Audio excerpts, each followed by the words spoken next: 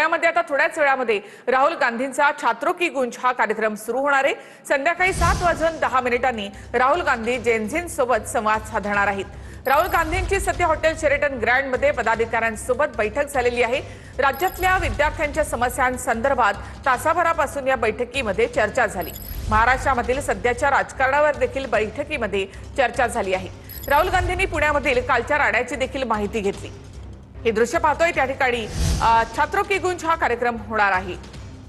तर विद्यार्थ्यांशी संवाद त्या ठिकाणी राहुल गांधी साधणार आहेत। याआधी संपूर्ण देशामध्ये 3 ठिकाणी त्यांनी हा कार्यक्रम घेतला आणि त्यानंतर आता पुण्यामध्ये म्हणजे महाराष्ट्रात पुण्यामध्ये शिक्षणाची पंढरी म्हणून ओळखल्या जाणाऱ्या पुण्यामध्ये राहुल गांधी यांचा कार्यक्रम होतोय।